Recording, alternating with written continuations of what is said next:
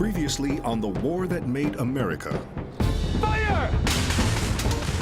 At age 22, a naive George Washington triggers a war between Britain and France that will decide the fate of North America.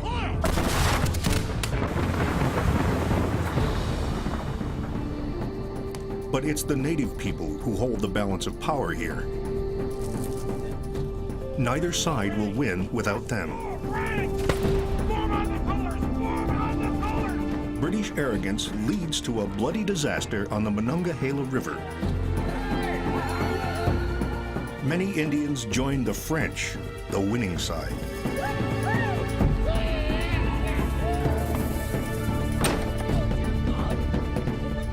Terror becomes a potent weapon. Now George Washington must do his best to defend the Virginia frontier.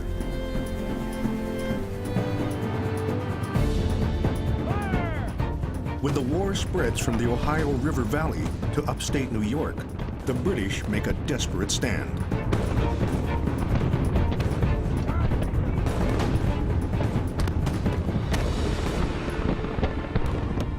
It ends in gentlemanly surrender when the defeated English general graciously entertains his French victors. But when the French shun their native allies, the Indians take matters into their own hands. The following summer, the British vow once again to defeat the French in North America. And this time, they are leaving nothing to chance.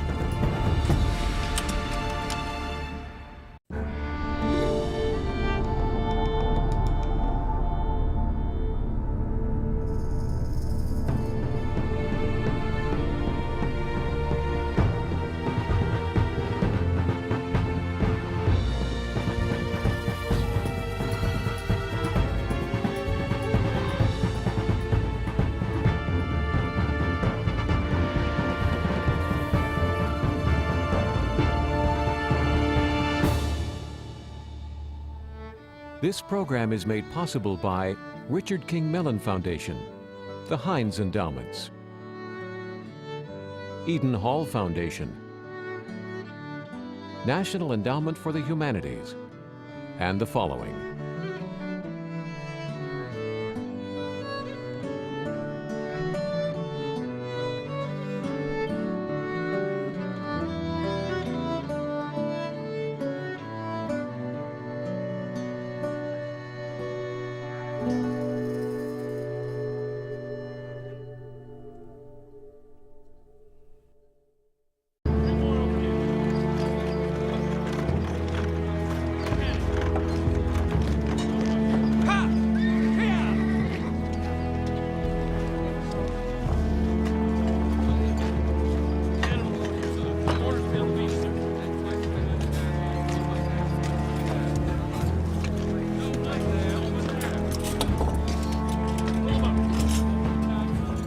It is now 3 years into this war, the French and Indian War.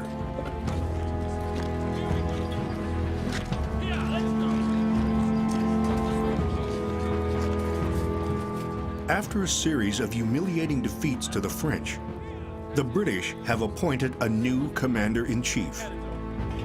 Major General James Abercrombie is mobilizing the largest army ever seen in North America. Over 15,000 men and 18 massive siege cannon, more than enough to crush the French forces.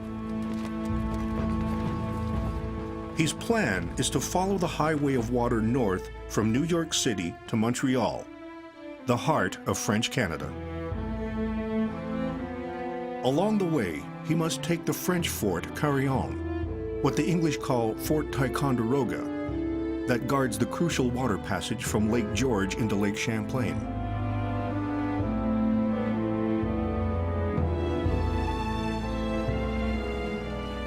On July 5th, 1758, Abercrombie's fleet set sail toward Ticonderoga. 1,000 boats cover Lake George from one side to the other.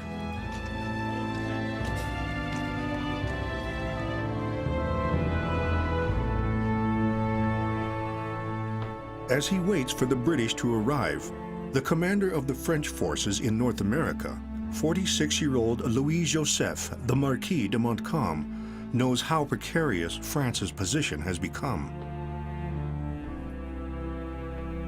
We are faced with the imminent loss of Canada. The English have 20 battalions. We have 8. Our circumstances require decisive and determined measures. It is no longer the time when a few scalps or the burning of a few houses is any advantage. Action, scrupulous and well-considered use of men and time is all that can compensate.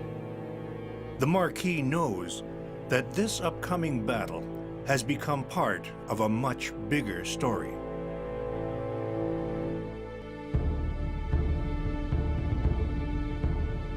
It began in North America, but by 1758, this war is a global conflict.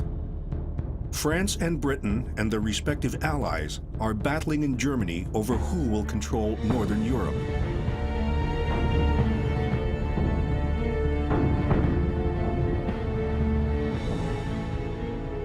In West Africa, they are fighting to control the slave trade. And even in far-off India, they battle for a piece of Asia. It will become known to history as the 7 Years' War, an epic struggle to determine who will rule the greatest empire since ancient Rome. Britain's King George II, a Protestant? Or the French King Louis XV, a Catholic?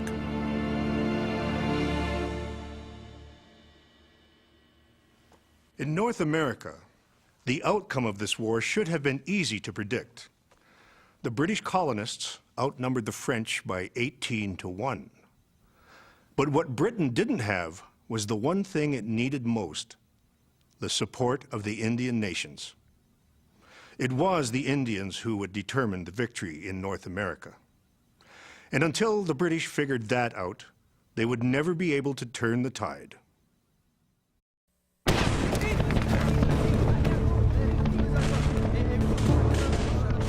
The main action of the war is unfolding in the northeast.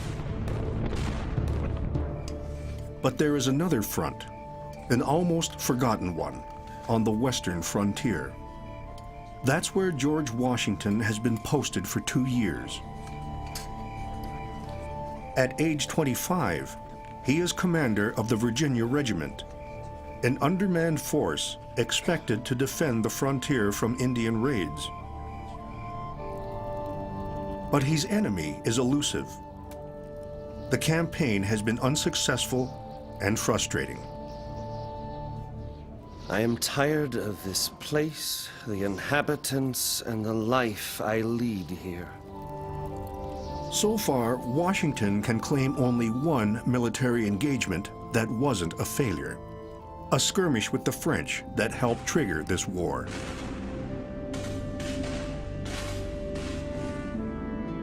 Since then, his 2 major battles have both ended badly. One when he surrendered to a larger French and Indian force. The other, the disastrous defeat of General Edward Braddock in 1755.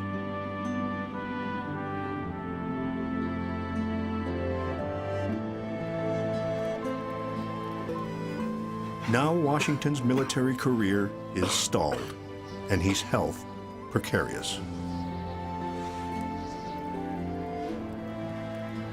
My strongest representations relative to the peace of the frontier are disregarded as idle and frivolous. My orders, dark, doubtful, and uncertain. Today approved, tomorrow condemned. I am left to proceed at hazard, accountable for the consequences, and blamed without benefit of defense. Worst of all, He feels he and his men are treated as inferiors by the British regular army. However, I am determined to bear up under all the embarrassments some time longer. To plead the case for his men and himself, Washington makes a visit to the new British commander for North America, John Campbell, 4th Earl of Loudon, an aristocratic Scotsman with little patience for colonials.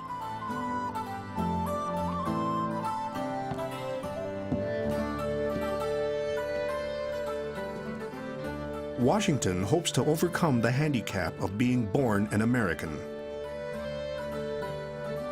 He believes his service on the frontier has earned him an officer's commission in the regular British Army, not merely the provincial forces. Washington writes to the general in preparation for his visit. Although I have not the honor to be known to your lordship, yet your name was familiar to my ear on account of the important services performed to His Majesty in other parts of the world. Do not think, my lord, that I mean to flatter. My nature is honest and free from guile. It doesn't work. Loudon keeps him waiting for several days, then finally grants him an audience. There's no record of what was said, but from all accounts, it didn't go the way Washington had hoped. Your lordship, I trust you have had the opportunity to study my petition. Colonel Washington, I see no reason to alter the current provisions. The regiment performs a useful function on the frontier, and I shall require it to continue in that capacity. But, your lordship... You shall maintain your position at Winchester. It may be the lowest point in the young man's life. 100 men at Enoch George Store. Washington would never again seek a British commission. 100 men at the upper track. Chronically ill with dysentery and worried he has tuberculosis, now Loudon's ordered him to stay on the forgotten western frontier indefinitely. That will be all, Colonel. Thank you.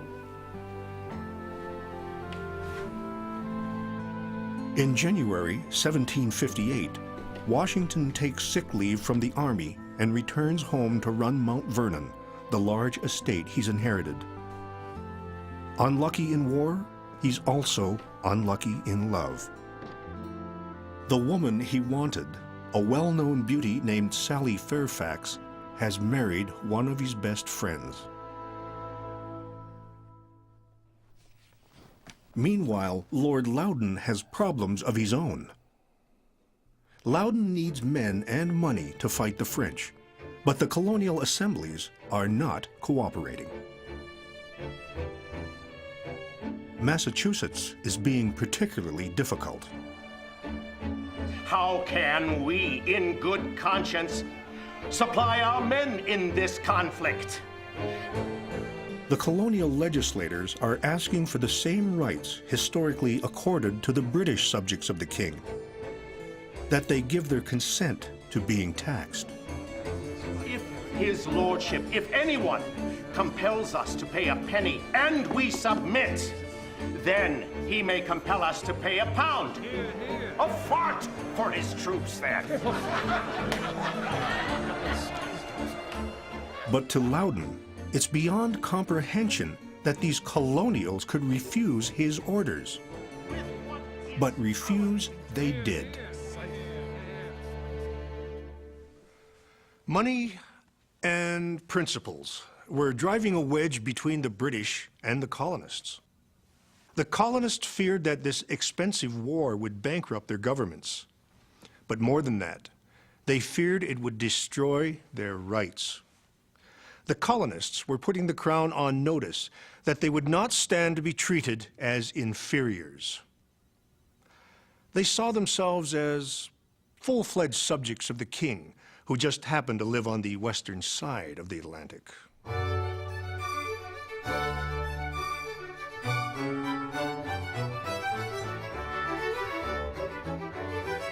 Just when the impasse seems unbreakable, 2 letters arrive from William Pitt, a brilliant politician who has joined the king's government as Prime Minister.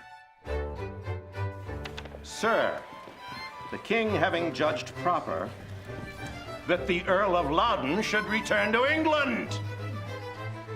The first letter fires Loudon. Even better, the second letter promises reimbursement for military expenses. To furnish all the men so raised with arms, ammunition, and tents. Ha ha! By simply granting the colonists most of what they want, Pitt changes the mood overnight.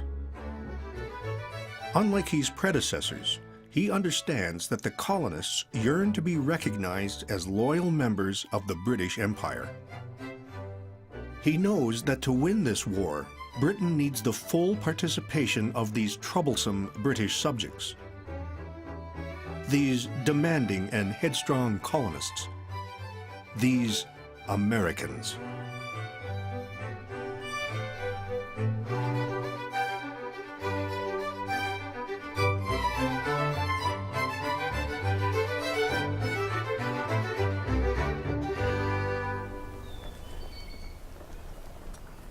Pitt's new policies make all the difference to Britain's ability to fight the war. Thousands of colonials join General Abercrombie's army. By July 1758, when he is ready to attack Fort Ticonderoga, Abercrombie has a force of nearly 16,000 men, more than the population of Boston. This will be a fully allied effort, provincials fighting alongside British redcoats. On July 6th, General Abercrombie lands his massive army at the northern end of Lake George, just a few miles from Fort Ticonderoga.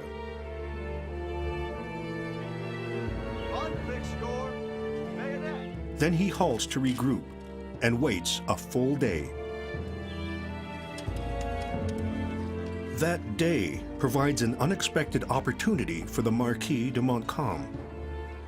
Outnumbered 5-1, low on supplies, he knows his fort can't withstand British cannon fire. So he takes a desperate gamble. He orders his men out of the fort and brings them nearly a mile forward toward the British. At the top of a hill, he builds a defensive wall of felled timbers.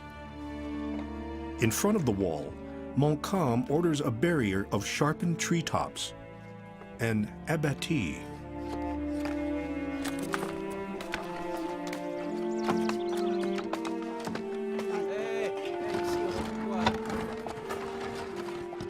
He is anxiously awaiting reinforcements, 1,000 regulars and 1,000 Indians. But they don't arrive in time. And this will be the first major action of the French and Indian War in which no Indians will fight on the French side. Thy kingdom come, thy will be done, on earth as it is in heaven. Finally, on July 8th, General Abercrombie prepares to move his men forward in a frontal assault. And lead us not into temptation, but deliver us from evil. Amen. Abercrombie has ordered a cannon bombardment, which should make quick work of the flimsy French defenses. He doesn't know that half his giant siege guns have sunk in the lake, and the others will take too long to deploy. To the front, march! Recover your arms! To the quick time, march!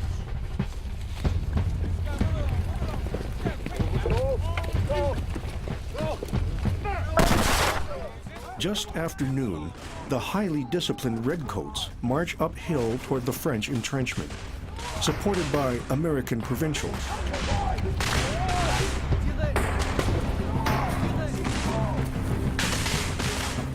Montcalm's improvised defense proves remarkably effective.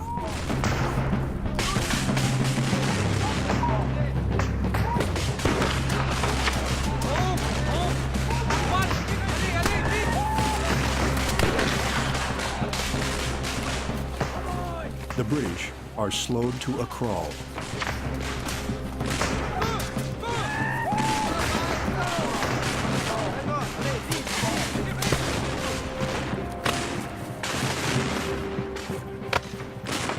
The men were cut down like grass, wrote a Massachusetts private.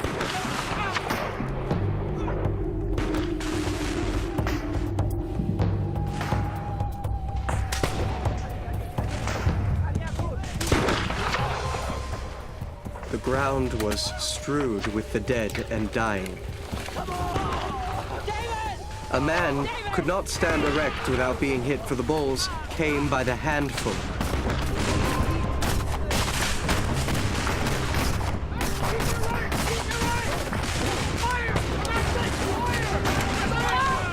And I could hear the men screaming and see them dying all around me.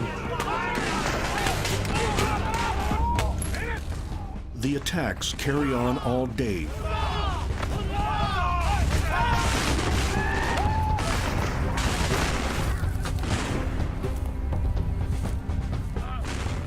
The carnage continues for nearly 8 hours. The formidable Scottish Highlanders are the only British forces to get near the French wall, but even they can't prevail.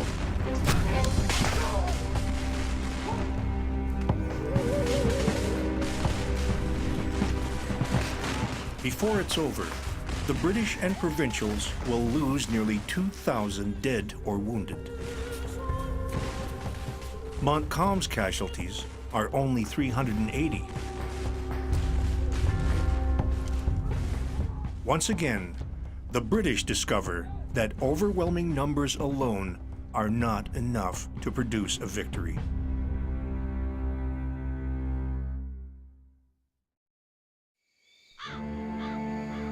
Quel beau jour pour la France.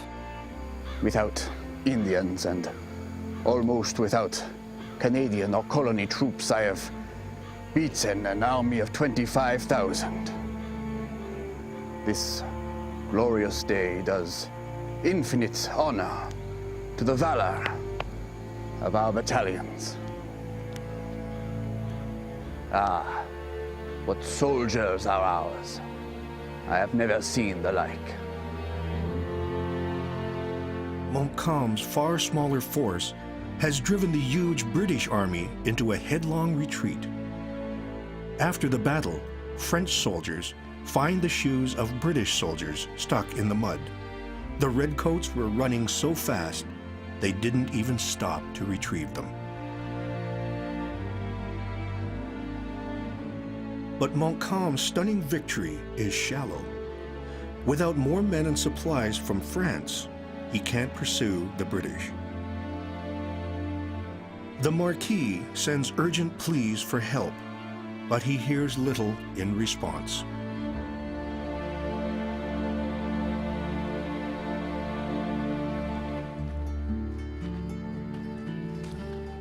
The defeat at Ticonderoga shatters Britain's hopes for a quick victory, along with General Abercrombie's reputation. In the wake of the disaster, a brash suggestion comes from an unlikely quarter, an American-born colonel named John Bradstreet. Bradstreet suggests a bold strike at the heart of the French-Canadian colony. Soon after the defeat at Ticonderoga, he takes a small army from Lake George to the eastern end of Lake Ontario, 250 miles through Iroquois lands. Bradstreet's soldiers are almost exclusively colonials from New York, Massachusetts, New Jersey, Rhode Island. This is their chance to show what the Americans can do for the British cause. Their goal is the French fort Frontenac at the headwaters of the St. Lawrence River.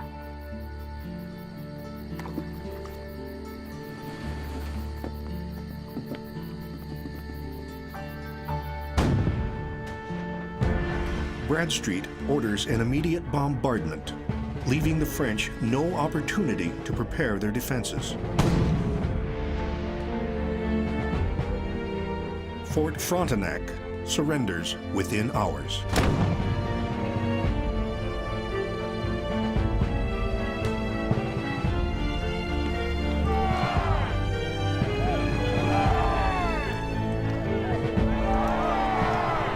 Inside the fort are cannon, muskets, and food meant to supply Canada's western outposts. It's a blow from which the French Empire in North America will never recover. For Frontenac has fallen. That was merely our principal supply base for the whole of the upper country. How could this happen? Now, how shall we hold the West? The news from Fort Frontenac is bad enough, but even worse reports come from the East Coast. Canada's critical port on the Atlantic, Louisbourg, is falling to the British.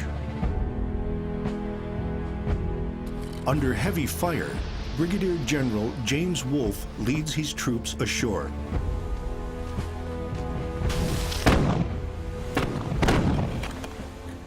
For 6 weeks, British and American forces lay siege to the heavily fortified city. The death knell comes when British sailors sneak into the harbor and destroy the last French battleships in Canada.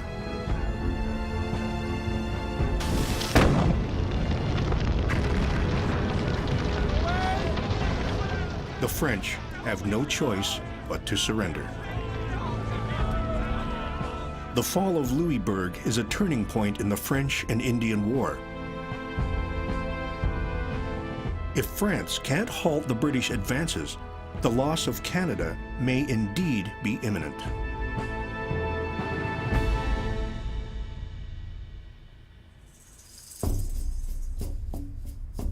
But there is still one place where the British have made no progress at all. The western frontier, where this war began 3 years earlier. What's at stake here is the Ohio country, 200,000 square miles, an area as large as France. To control the Ohio country means dominating one spot in particular, a strategic river junction in Pennsylvania called the Forks of the Ohio River. The place where Pittsburgh stands today. In 1758, the Forks are firmly in French hands. They have built Fort Duquesne, which commands all river traffic in the region. But the French have another potent weapon, their long alliance with the native peoples.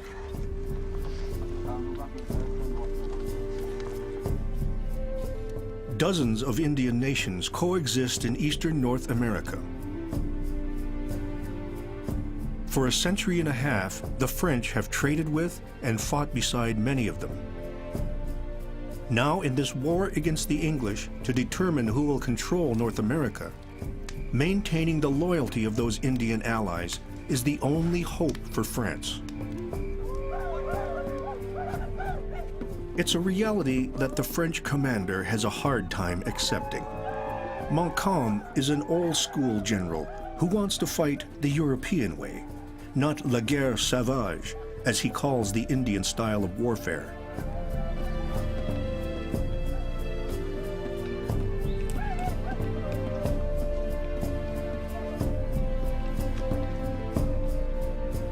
It puts him directly at odds with French Canada's civilian governor, the Marquis de Vaudreuil, who believes in using native allies to terrorize the enemy. For the Indians, forming an alliance with the French is a survival strategy. They're not fighting on behalf of France. They're fighting to maintain control over the land they see as their birthright. And the French seem less likely than the English to try to take it from them. In the eyes of most British settlers and soldiers, the native people of North America are exotic and savage, ready to scalp, murder, or take whites captive at every opportunity.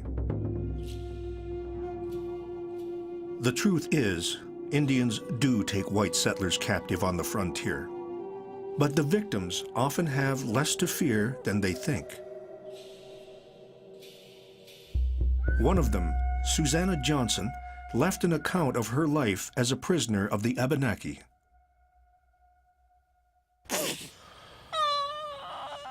We were in the power of unmerciful savages, without provision and almost without clothes, when I was taken with the pangs of childbirth.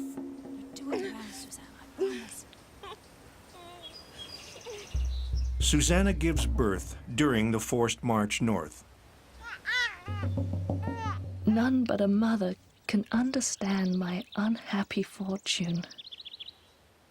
She names her baby Captive and wonders if either of them will survive.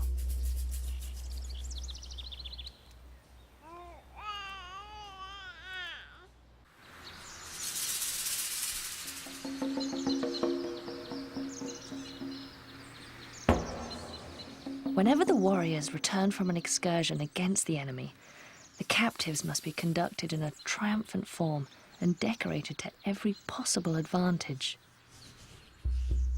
At their village, the Abenaki prepare for the ritual that greets all new captives.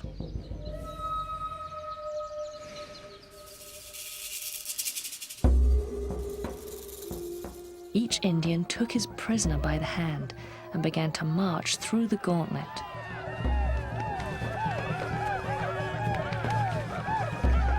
We expected a severe beating, but they just gave us a tap on the shoulder. I was then introduced to my new family and was told to call them brothers and sisters. Susanna's eventual fate reveals one of the many strange twists this war would bring to North America. After months with her adoptive Abenaki family, she is redeemed, bought by the French, and taken to live as a prisoner of the Canadians in Montreal. Susanna's story is not unusual. The French spend considerable sums to ransom captives from the native peoples. In French Canada, the war has created a severe labor shortage. Captives help fill the gap. While for the Indians, captive taking becomes a desperately needed source of income.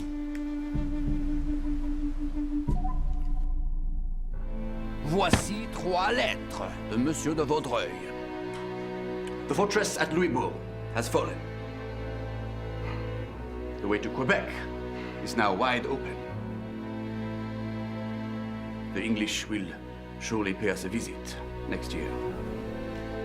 British victories along the St. Lawrence River have made Canada vulnerable. Montcalm knows the noose is tightening. We still have Niagara, which is heavily fortified. True. But how shall it be supplied? Monsieur Bradstreet has kindly destroyed our fleet at Frontenac. We must build more ships, or we shall lose control of Lake Ontario. To make matters worse, corrupt officials are sapping the French-Canadian supply system, bleeding the war effort dry. At the center is Francois Bigot, an affable man with a notorious gambling habit.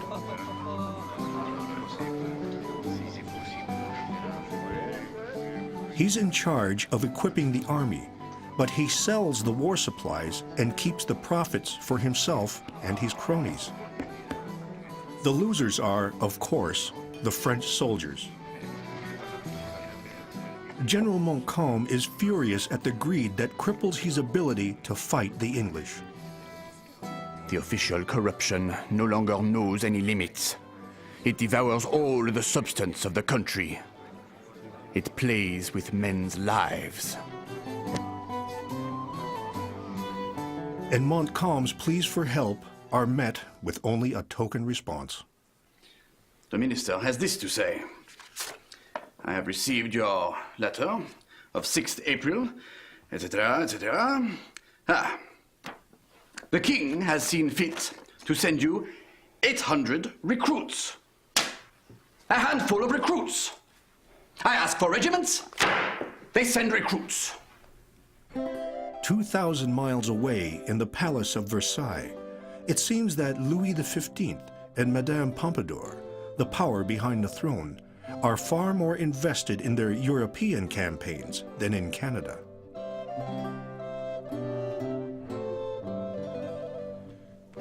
The fact is, France had become bogged down in a costly war in Europe that should have been an easy win. But it didn't work out that way. By 1758, the French treasury was drained, and Louis XV was desperate for a European victory. Montcalm and North America would have to wait. In reply to Montcalm's repeated requests, one of the king's ministers makes the message clear. Quand la maison prend feu, when the house is on fire, one cannot occupy oneself with the stable, monsieur. I do not know how long this can continue. There is not a man in our army who does not feel the pangs of hunger. It is much to ask of men to be brave when they are weak for want of bread.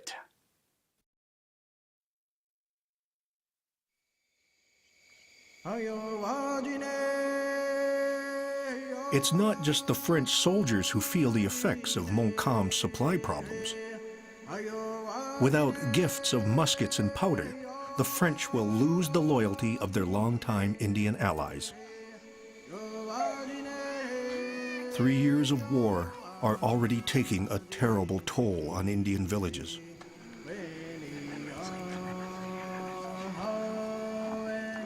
Smallpox decimates whole settlements. Hunger has become a way of life.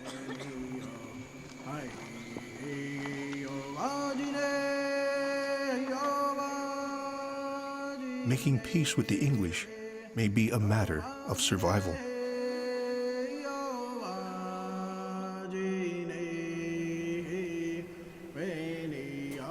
But until the British can take Fort Duquesne at the forks of the Ohio, they'll never win the West.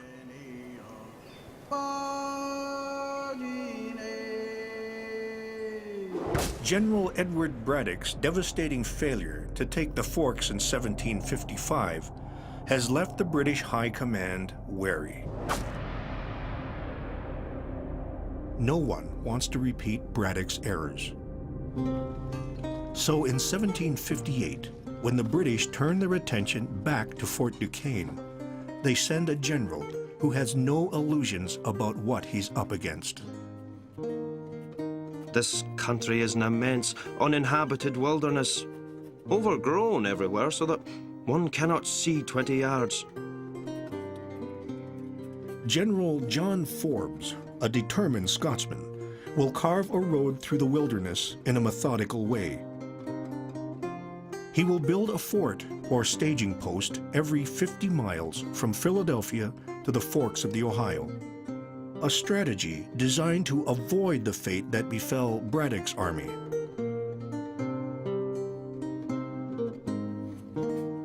But Forbes realizes that to conquer Fort Duquesne, he will need to do more than just march his army through the forest. He tries something no British general has done before. He makes diplomatic overtures to the Ohio Country Indians. I desire to set a treaty on foot between the Shawnee, the Delaware, and the people of Pennsylvania to deprive the French of their friendship. He will have to reverse decades of native bitterness over English duplicity. And he is seriously ill. General Forbes is determined to see Fort Duquesne fall before he dies. For help, Forbes turns to an unlikely ally, an eastern Delaware chief named TWTMA. More than 50 years old, TWTMA has a long and tangled history with both the British and the French. He had once embraced Christianity. Baptized, he took the name Gideon and hoped this new faith would help him find a secure homeland for his people and himself.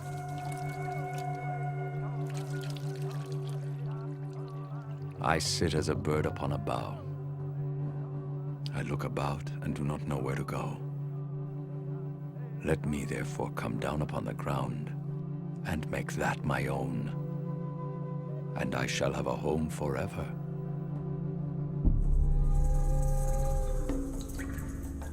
But a year into the French and Indian War, TWTMA left Christianity behind and turned to war instead, attacking British settlers moving onto land that had been stolen through fraudulent treaties.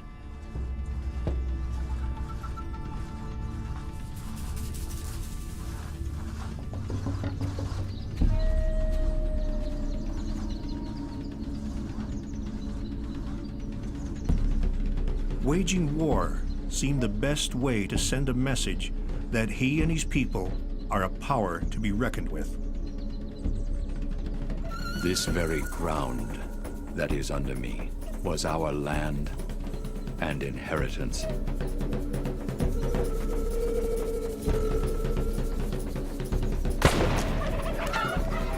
And was taken from us by fraud.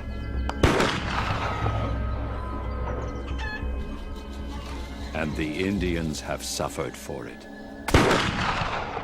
We are not such fools. The Indians could make peace, and the Indians could break peace when it is made.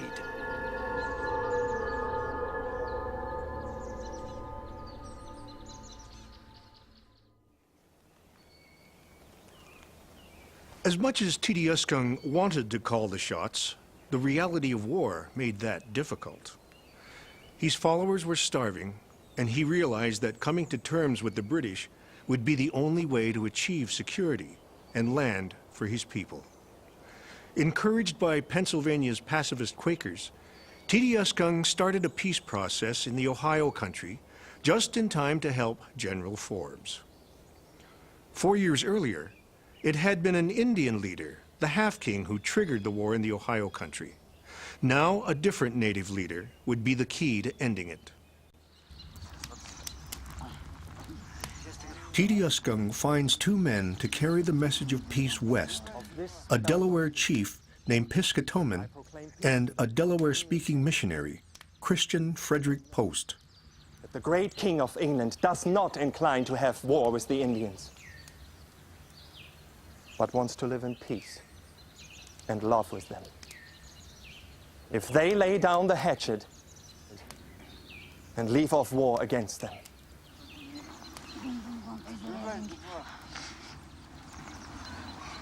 They said to me, "Why do you come to fight in our land?" This makes everybody believe you want to take the land from us. I said, I did not intend to take the land from them, but only to drive the French away. The Indians listen, but are skeptical. The English reputation for land swindles is hard to overcome.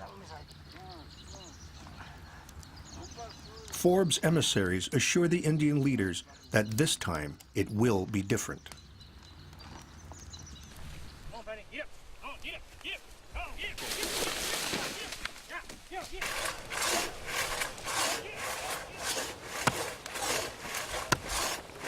Even as the diplomats do their work, General Forbes continues to cut his road through the woods toward Fort Duquesne.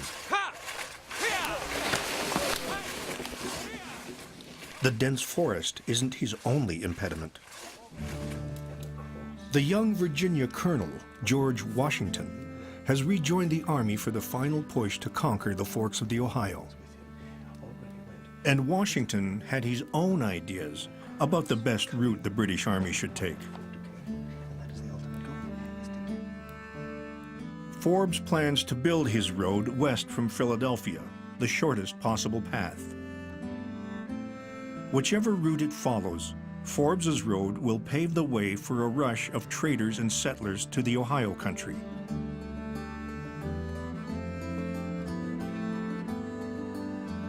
Washington lobbies hard to get Forbes to change his plans and instead follow General Braddock's southern route, which would favor Virginia. He doesn't hold back on his opinion of Forbes. The conduct of our leaders is tempered with something I don't care to put a name to. Forbes gets hold of a letter Washington wrote.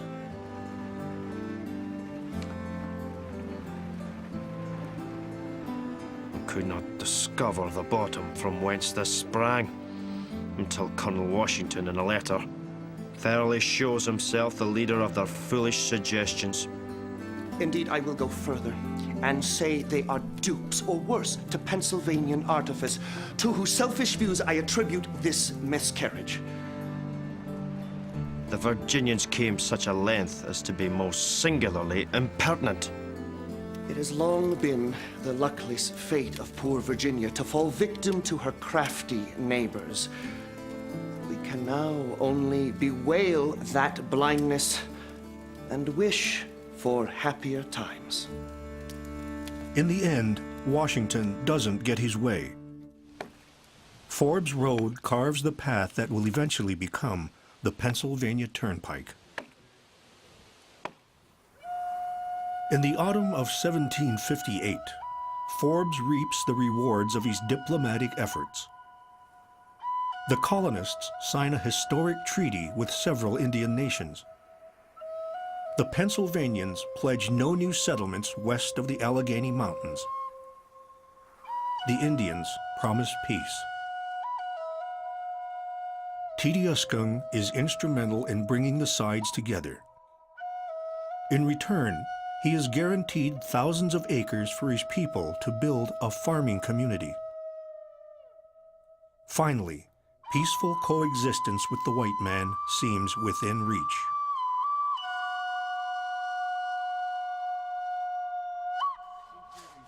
By November, Forbes's army is within 50 miles of the forks of the Ohio. They're at Ligonier, the jumping-off point for the final assault on Fort Duquesne. For the first time in 3 years, British scouts can now see the fort and try to gauge the enemy's strength.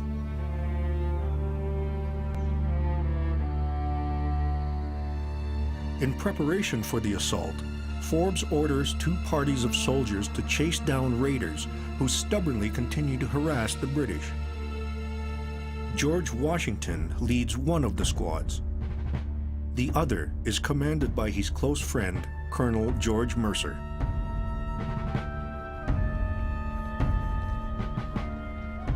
The 2 groups come across each other in heavy fog.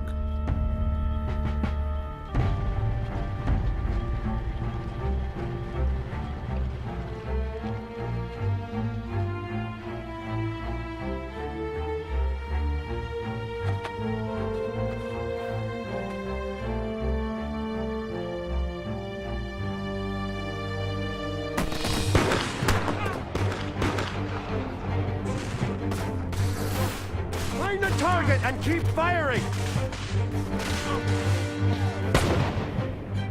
It's Mercer!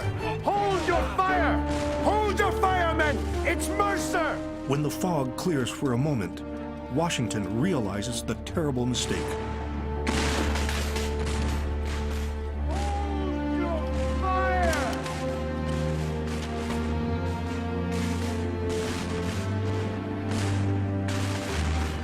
He throws himself between the 2 lines, indifferent to the musket balls flying past his head.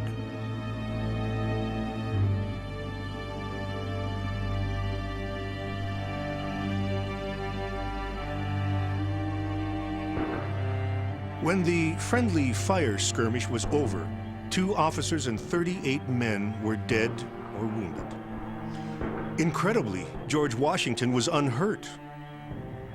This was only his fourth major military action and not one he could take any pride in. But no one could question his remarkable bravery or his luck.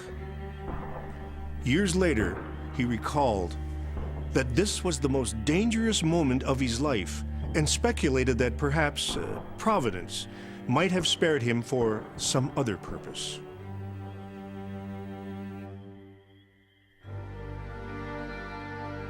Just 2 weeks later, on November 23, 1758, Forbes' army is finally ready to make its assault on Fort Duquesne.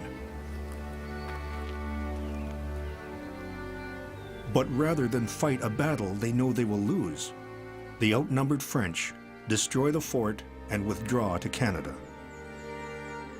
Without firing a shot, General Forbes has won the prize. He renames the spot Pittsburgh for the Prime Minister who made victory possible. A few months later, he is dead. For 5 years, George Washington has been working toward this goal, wresting the forks of the Ohio away from the French. He stays only long enough to perform one sad duty.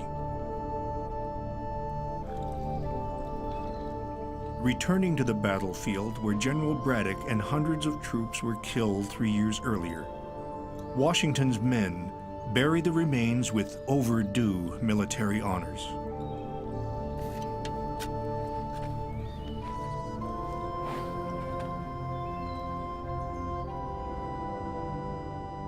Since this war began, Washington has suffered painful illness and survived several brushes with death. He has made some serious blunders and been part of Britain's worst defeat in North America.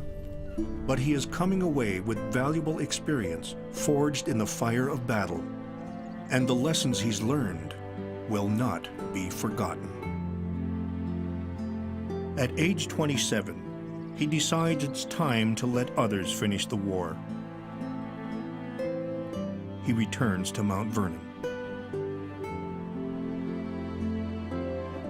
There he will embark on 2 new chapters in his life. One is political. He has recently won a seat in the Virginia House of Burgesses. The other, personal. He's going home to marry Martha Custis, the wealthiest widow in Virginia.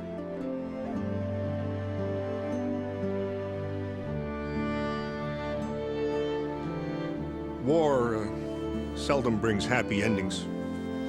But for George Washington, this one came close. On his retirement from the Army, he had won the respect of the men who had served under him. Perhaps more important, he had accomplished what he had set out to do. For the British, 1758 was the year that turned the tide. Finally, the empire they wanted so badly was within reach. But to grasp it would prove more painful than anyone could imagine.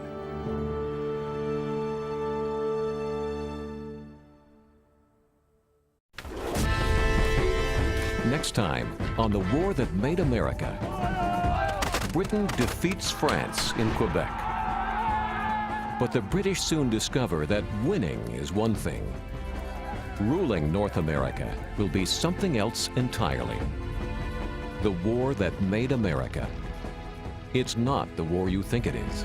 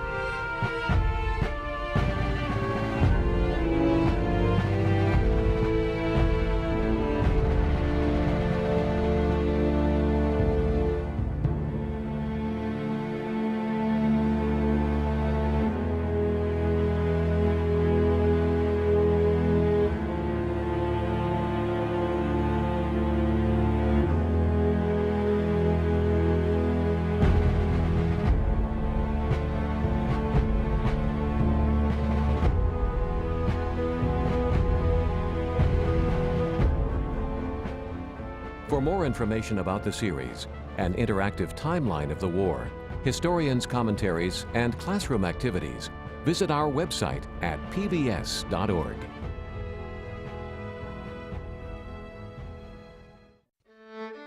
This program was made possible by Richard King Mellon Foundation, the Heinz Endowments, Eden Hall Foundation, National Endowment for the Humanities, and the following.